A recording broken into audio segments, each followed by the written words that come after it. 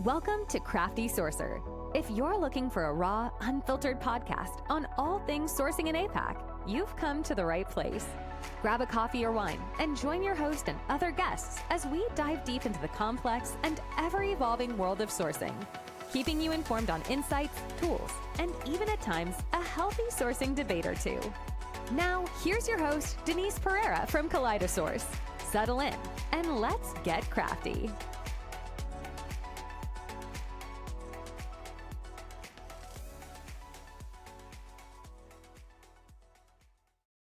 Hi everyone, we are back with another episode of Crafty Source Up. Today our guest is someone who is a very much loved friend and colleague in our sourcing community and is also known for giving the warmest hugs, and I can absolutely attest to that when I met them in Amsterdam last year. He's a global sourcing trainer, so please check out his sourcing training and I will drop the link once the episode is live. Today we're going to talk about insights into his research and interesting findings which were initially provoked by Kevin Turner around LinkedIn X-raying being close to its demise. So let's get into it. Let's get crafty. Marcel van der Meer, thank you so much for joining us. Thank you. Marcel, before we get into our chat, everybody knows you, but for those who don't, for the few listeners that don't, quick intro for our listeners. Who is Marcel? Marcel, all the way up from the Netherlands, in Europe. The smallest country about in Europe, the most flattest country in Europe, and we are below sea level, so we do care about environment. So if we get the sea will rise a little bit more, we will all have wet feet over here. So that's the. And we have more bikes than people. I love craft beer. It's now 10:30 in the morning with me, so I don't like craft beer right now. And I like to barbecue, I like to eat, so that's something I also like to do. And I love to share my knowledge. Marcel, on the beer part and the barbecue, you would fit right into Australia. I mean, I know you've been to Sydney. I know. Yeah, I know. Yeah. You love I've it been here to on a Sydney summer's and day. to Melbourne. It was amazing. And I drove 2 days from Melbourne to Sydney. Wow. By car. Yeah, it was amazing. By yourself, or were you with? By myself, yeah, by myself. Wow. Yeah. Well done. Well done. Yeah. And I can attest to the fact, folks, that Amsterdam has more bicycles than people over there. And yeah, absolutely. Everybody's so fit. No doubt. Everybody's so fit over there, which is crazy, because over here in Melbourne, we will be taking the tram, we'll be taking the train. I especially do that because I'm not very fit. But the minute I saw everybody like cycling, I was like, wow, this is crazy. This is insane. Yeah. Marcel, let's really talk about the topic at hand here. Your LinkedIn post, which was, I think, about 2 weeks ago, it caused a massive stir and a lot of nervousness across the sourcing community. So for us here in Australia, we still haven't felt the full impact just yet, but I'd imagine that's going to change soon. So let's talk a little about your findings on LinkedIn X-raying. What does that mean for the wider impact to the community? And what do you see are going to be the long-term implications for LinkedIn sort of taking away or redacting information from X-raying? First, about my findings. I found a post on Kevin Turner, which was one of the guys I'm following in the community, because he's a LinkedIn expert, not on sourcing, but on profiles and on other things. So he always finds new things about LinkedIn. He was mentioning that there was something going on with the public profile. So I checked it, and I was immediately blown away, because it was devastating what I found. So when I was searching myself with some keywords, I couldn't find myself, but I could find another former colleague, which we did the same work. And her profile was still open, but my profile was closed.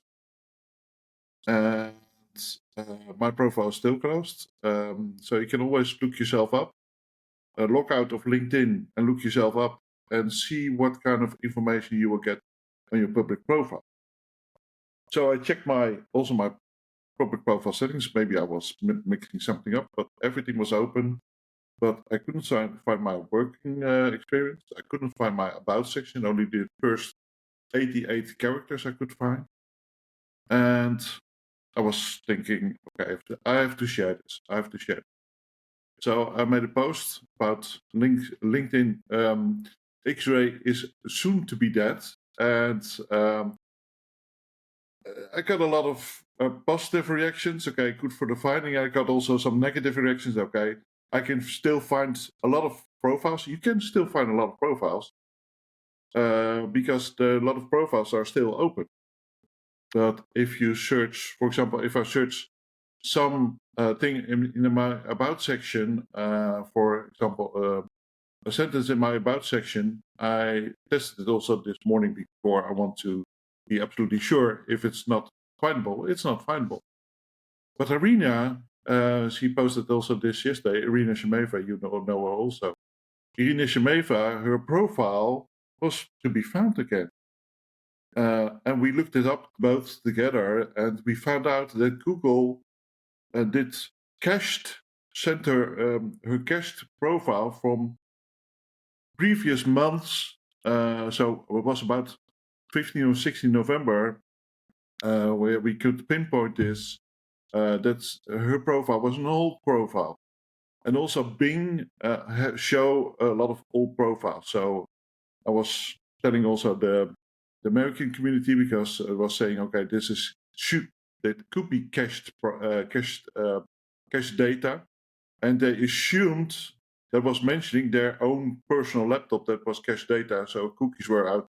I was never talking about this, but you have to know the search engines save a lot of cached data on their servers. They don't update every time the whole internet. So you always have to look what's happening and what's happening with the public profile, and look yourself up and see what's happening. So that were my findings. In the long run, I think X-ray, as we knew it, will be more or less dead. You can always X-ray, of course, but you can only find names, some certifications, some languages you can find still, and some posts, some last posts and last 2 recommendations. That's what you can find. So that's about it. So that's going to be devastating. So unless we find a loophole, and Irina and I already worked on the loophole, so you found out that SalesQL, which is a tool where you can scrape your information out of your LinkedIn, can be used for that. And I know Ventubuster, I'm a huge fan of Ventubuster, it's a European tool. You can also scrape a lot of data out of this because it's logging in your LinkedIn account. But you have to also be very, very good, not looking. Always be careful what you do with Phantom Buster or other tools, because if you're automating a lot, you can be banned by it. So I think LinkedIn is more or less closing down the loopholes for X-ray. They're also closing down because David Kelly, who is a companion of Irena, and he found out that there was still a JSON file, but also the JSON file with all the data was also closed down. It's scrambled. So we believe that most of the aggregators like Highway Easy and Sourcewell and other tools maybe also affected. We don't know for sure, but we can't find anything that they can scrape publicly the data.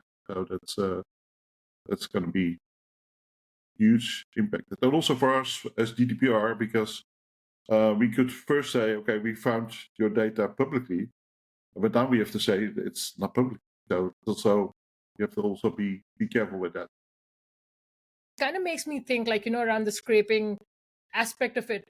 Not everyone does that. And I wonder if stuff like that is going to make us start moving more towards doing things that we were not comfortable doing before. And on LinkedIn, by the way. On LinkedIn. Yeah, from LinkedIn, because everybody was scared of being in LinkedIn jail for a while for doing that. And even your point about you and Irina and finding some of the details on Irina, sometimes it makes me think that it feels like it's a glitch. It's like it's a glitch in the matrix, but it's really not. Yeah. It is. Yeah, it feels like it, but it isn't. A lot of people are still in denial. I literally got, I can't mention his name, but I got from a good friend for me from the US. He was first in denial, and then he come back to me, "You're right. I can't find anything on more." First of all, I have a lot of pages and pages of results, and now I have 3-4 results. So it's closing down. You've probably been in the sourcing realm way longer than I have, and I think you've probably seen the evolution of sourcing, where when there was no X-raying, and then X-raying came out and people had to adapt to that. So I have no doubts that, in our sourcing community, there is going to be a loophole, and I think it's going to really make us think about being a lot more creative versus being comfortable, which is what I think some of us have been for a while. And even the push to using LinkedIn, we know their data is not the best in terms of from a search and from a search algorithm perspective. It's not always the best. Hence why so many people were using other platforms besides LinkedIn. This is definitely a power move by LinkedIn, right? Mainly Correct. because they have the largest data set of people. There are no competitors just yet. Platforms like High Easy, Seek Out, I feel like they're going to start raising prices, I'd imagine, as they buy their data from third parties who will obviously charge more because they have to get that data from LinkedIn. In your perspective, in what you've seen using LinkedIn for this long, do you believe that this is really a privacy and accessibility concern which influenced LinkedIn's decision to limit X-ray searching? No. I purely believe this is a commercial aspect to it, is that LinkedIn wants people to use their tools, how bad and how good they already are. So you can use basic LinkedIn or use a premium account, and you can search a lot in LinkedIn if you know how to do this. I have a free ebook on the website, so share the link with them. So I have a free ebook on the website how you can search on free LinkedIn also, because there are a lot of filters out there. People even don't know this. So when I show this, can you do this with free LinkedIn? Yeah, you can do this with free LinkedIn. But you always have to be careful what you're doing and how many profiles you can see, how many profiles you can open. There is also a limit to that. So then go to Recruiter Lite instead of Recruiter Sheet, because there are still a lot of good search filters over there you can always use.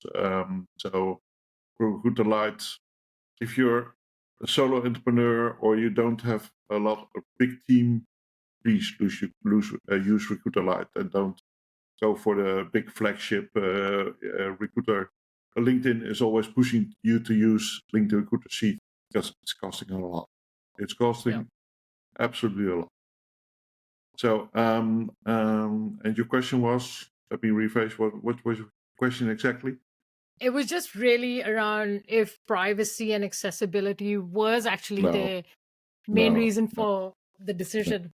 Yeah, I believe so. I can't imagine that this was one of the reasons that they do this. This is purely to close down publicly X-raying, but the main reason is to get the aggregators, push them out. So that's the main reason.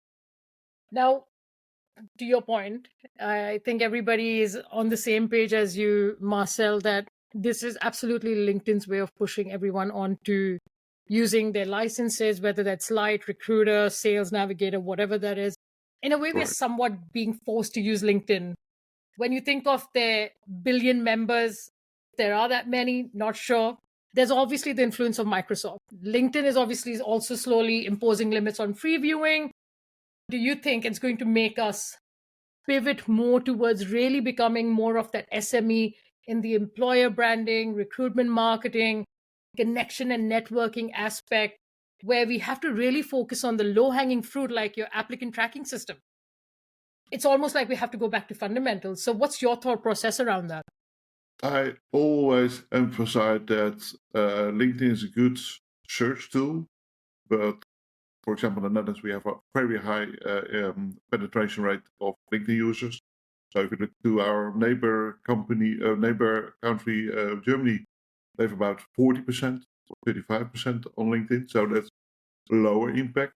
But I always, when I train people, I always say, please make sure that you have your you build your own data, your own CRM, your own network around your own, and so that you not always rely on borrowed media, because that's borrowed media. So you buy a license, but you only buy a license to search for a year or a month or whatever you pay for, but you don't own the data. So that's what I always emphasize. Please try to get the data into your own system and see how you can optimize or reuse that data, of course, within the privacy laws of the different regions. I don't know the privacy law in Australia, but the privacy law in Europe is very strict. But always try to get the data in your own ATS or database or CRM or what.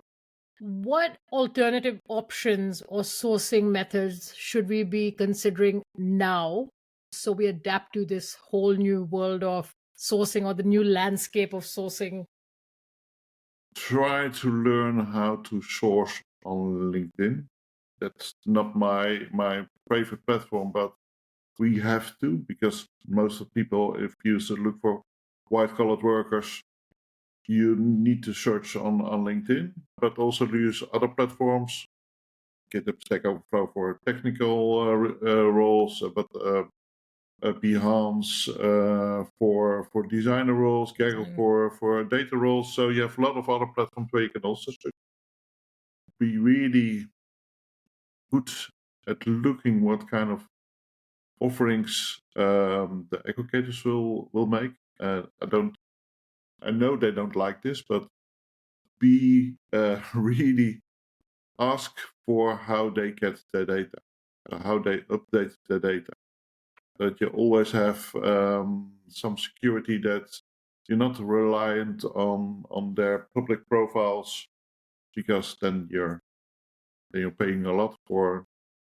That's a very important point, by the way, Marcel, about making sure that whether you're using any kind of data aggregator, where are you getting your data from? Correct. Very, very important question. Correct. And don't fall in the bullshit marketing sales things. Yeah. So Jan Terse also made some loophole, but that is for a very niche amount of people who give advice on LinkedIn, and for giving advice on LinkedIn are not that many. So there are very few people who give advice. So that's also not very good for fraud. So hopefully there will be a good way for us to find a loophole, but for now, brace for the worst.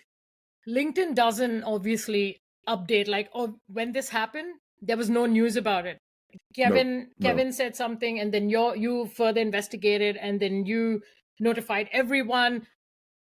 How can we keep up or stay updated with these sneaky changes? I mean, of course, we should be following you. We should be following Irina. We should be following Jan. We should be following anyone that's got a very solid voice in the sourcing community. But how else can we keep updated? Be curious. So always looking for, if you get other results, what's happening and why it's happening. Search for yourself sometimes, always, not for your first and last name, but search something on your profile.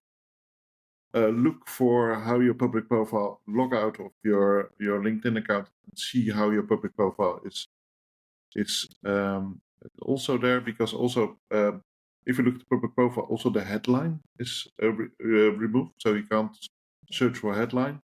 So also a lot of things about people who are teaching in personal branding kind of things. You always have to make your LinkedIn SEO optimized for Google. You can forget it. They can absolutely forget.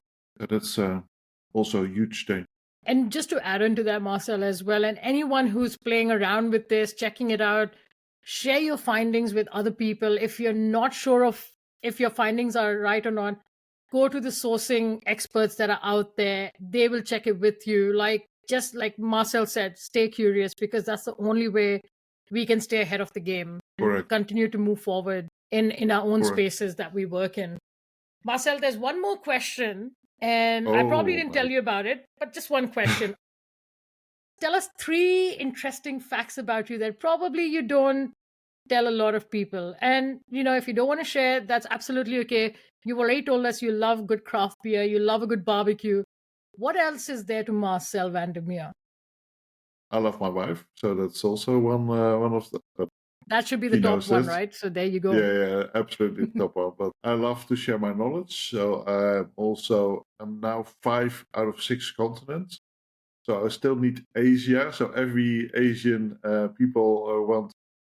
I was also invited to speak at Pakistan, but Pakistan for me it's not safe. So so it's out of the question, because if I want to stay married, I have to come to a safe country. Yeah. So that's number 2, and number 3 is that I don't know. That's interesting in its own right, and I and so many other people, Marcel, can absolutely attest to the amazing contribution you make day in, day out to our sourcing community, and we're so grateful to know you, to be a part of the community, so we get to be exposed to the knowledge that you share with us. So thank you so much for doing that. And with that, I can now end the podcast. So Marcel, thank you so much for joining us, sharing your findings. We will keep abreast, of what you're doing, what your findings are, so we can obviously stay ahead. But thank you so much for spending time with us and sharing so much of your own insight. You're welcome. Thank you, everyone, and stay crafty. Take care. Thanks for tuning in to this week's episode, and we'll be back next week with another exciting episode. If you found this valuable, don't forget to subscribe and leave us a review. That helps others find the show, and we greatly appreciate it. Once again, happy sourcing and stay crafty. Until next time.